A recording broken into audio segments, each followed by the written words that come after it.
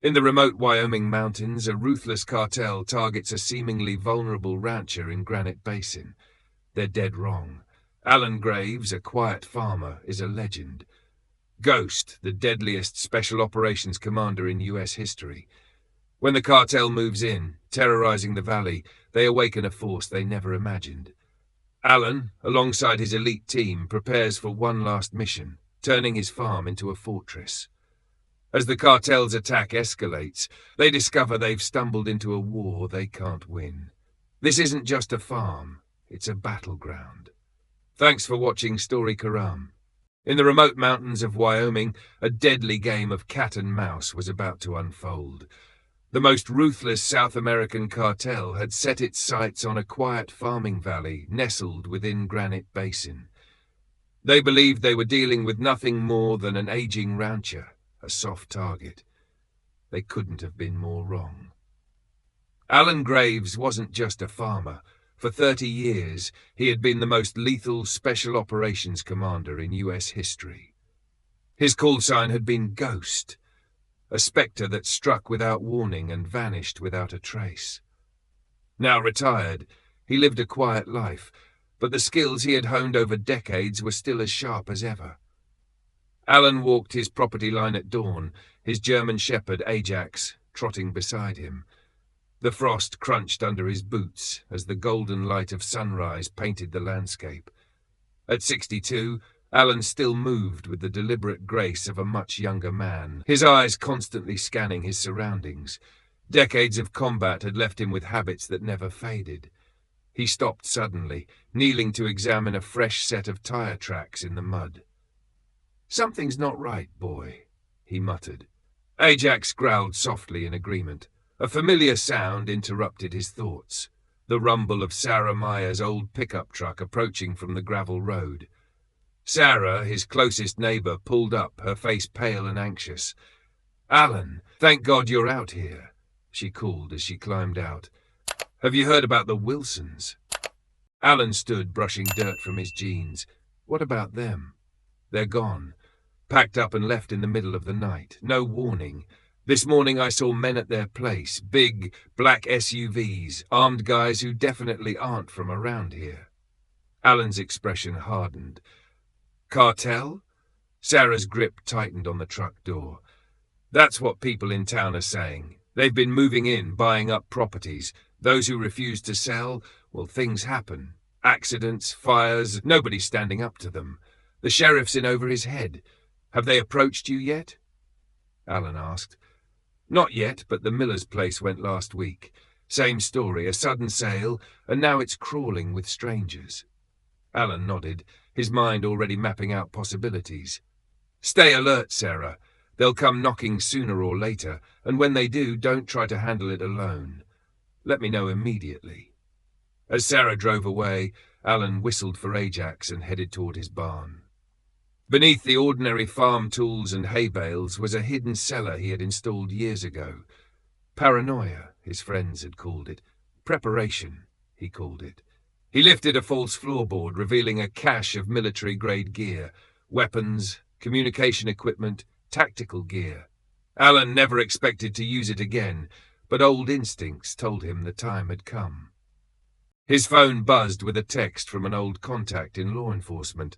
"Cartel's moving fast. 7 properties taken in a month. Watch your back." Through the window, he watched 3 black SUVs creep past his gate, reconnaissance, marking the next target. Alan scratched Ajax behind the ears. They have no idea what they're walking into. By mid-afternoon, Alan had made the first of many calls.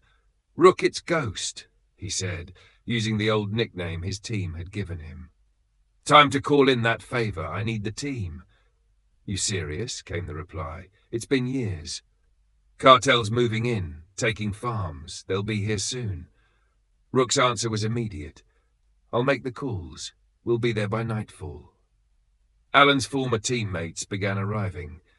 There was Lucas Hawk Gray, their sniper, whose steady hands and sharp eyes had saved them all more than once.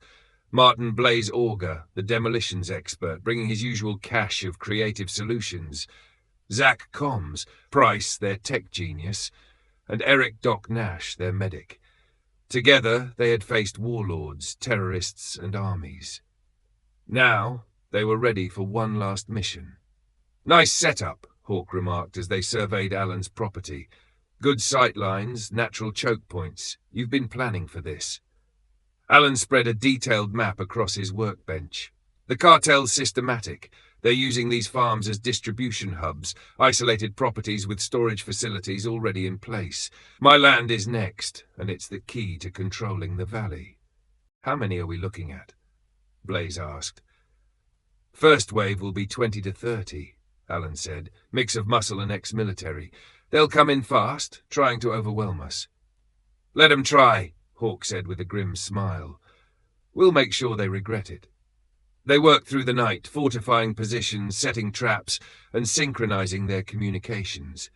Every hill, tree line, and approach route became part of the plan. By dawn, the farm was a fortress disguised as a simple ranch. The first sign of trouble came with the hum of engines. Through his surveillance feeds, Alan watched 3 SUVs roll up to his gate. Felix Vargas, the cartel's local enforcer, stepped out, flanked by armed guards. "Mr. Graves," Vargas called, his voice smooth but menacing. "Beautiful place you've got here. Be a shame if something happened to it." Alan leaned casually against the fence. "What can I do for you, Mr. Vargas?" "We represent an investment group interested in your property," Vargas said, producing a business card. $3 million cash. Alan's eyes flicked to the 2 men sneaking toward his barn. "Not interested. This land's been in my family too long." Vargas's smile faded.